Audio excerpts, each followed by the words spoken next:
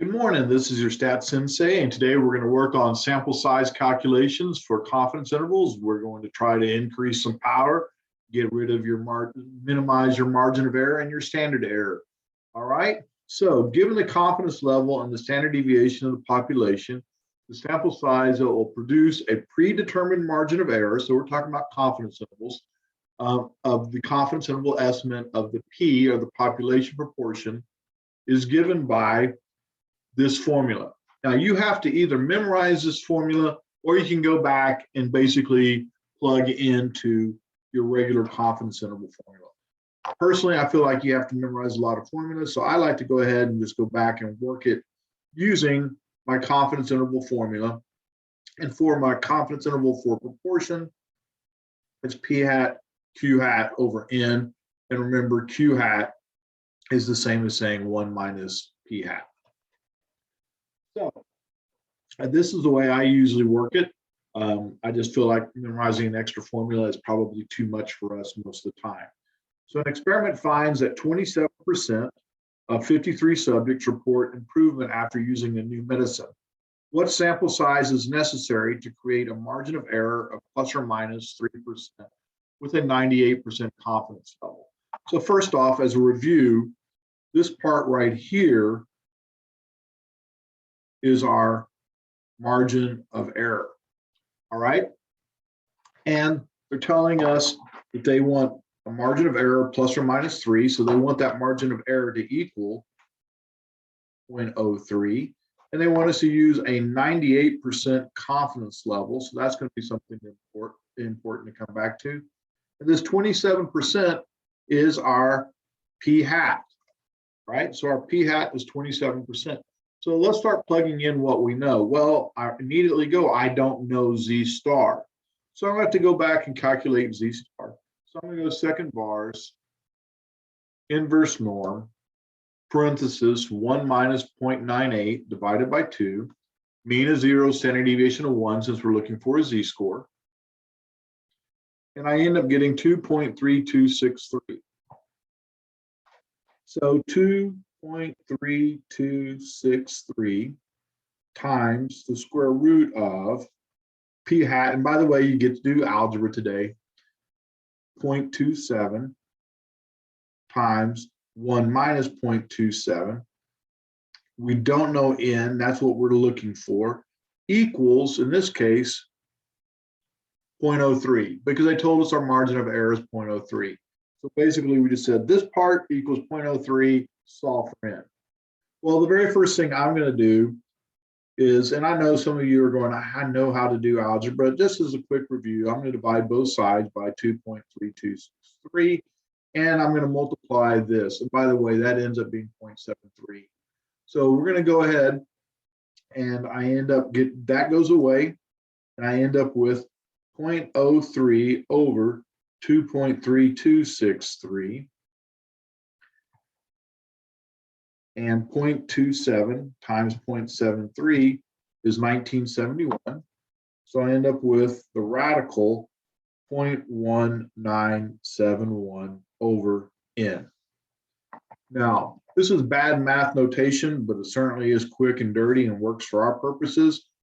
We're just going to say we're going to square everything. Well, the nice thing about that is now the radical is gone. We don't have that square root there. We have 1971 over N. I need to make sure that I square this value. I end up with 0.03 divided by 2.3263, and I have to square that thing. All right. And when I square it, it's going to get very, very small. And it's 0.01663. So generally speaking, I'm just going to leave it as 0.01289. But for our purposes, 0.001663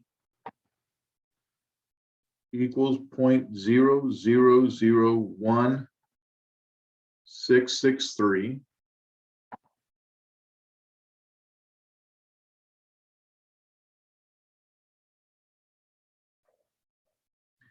And then I need to solve this thing. Well, this tends to be a confusion for some people. I don't know why. But if I sit there and go, you know what? I'm going to multiply the 2 on the diagonal. So I just put this over 1 because that doesn't change anything.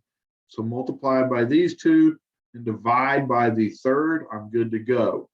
So we have 0.1971 divided by what we already had calculated. And I end up getting 1185.15. This is an important thing to note. Equals 1185.1.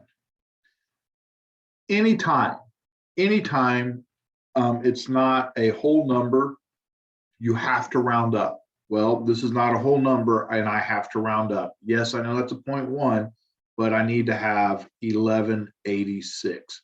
So my sample size would need to be 1186. If I had 1186, I'm going to be plus or minus 0.03 for this sample. Okay. All right. So the next problem. What sample size is necessary to estimate the outcome of an election with a margin of error of plus or minus 3%? Okay. So we know our margin of error with 95% confidence. So I write down my formula, P hat plus or minus Z star, P hat, Q hat over N. And I know that this needs to equal, or this part right here needs to equal 0.03. So I'm going to go ahead and calculate my Z star, second vars, inverse norm, parenthesis, 1 minus 0.95, close parenthesis, divided by 2. And I get about 1.96. All right. So 1.96. I draw my radical. And then I realize I don't know what P hat is. Well, when you don't know, you have to go with the worst case scenario. And it's like, well, gosh, this is my standard deviation. What would be the worst case values? And you're like, well, I'm not sure. Let's try 0.9. Well, it'd be 0.9 times 0.1. Well, that ends up being 0.09. Well, if I swap it, I'm going to get the same thing. So what happens if I try 0.4 times 0.6? I end up getting 0.24. So that's a little better. And my biggest possible is 0.5 times 0.5 is 0.25. So if I don't have a sample proportion, I have to go with the one that'll give me the largest standard error, and the largest standard error is 0.5. So in this case, we're going to plug in 0.5 here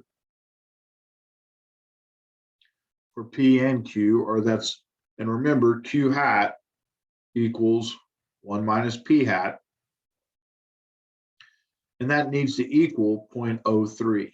Well, I'm going to go ahead and divide by 1.96, both sides. This drops off. And now I have under the radical 0.25 divided by N equals, and we have 0.03 divided by 1.96.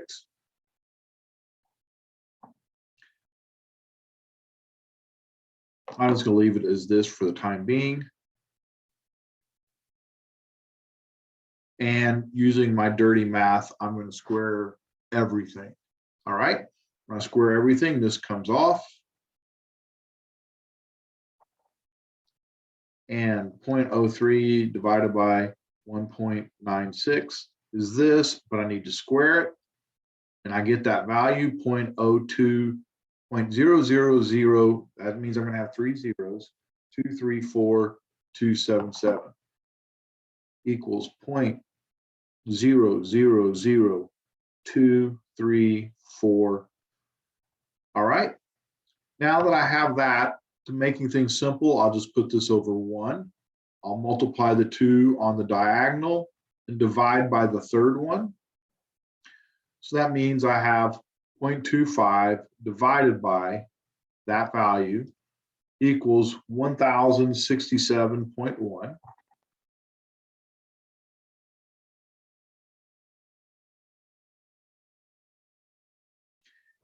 And I can't leave it there. So my final answer is I have to round up 1,000, excuse me, n equals 1,068.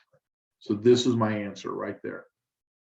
Okay, so hopefully that will help with sample size. Make sure you always round up. Once again, you can plug into this formula and it will work, but it's just another thing to memorize. So I like to go back and use the original confidence interval formula plug-in and solve by algebra. Now, this was for working with proportion. You can do the same thing with means. And if it were a t, just use a z. All right. Thank you for joining me. I hope you'll show up for the next video, which will be on multiple choice questions involving sample size. Thank you. Talk to you later.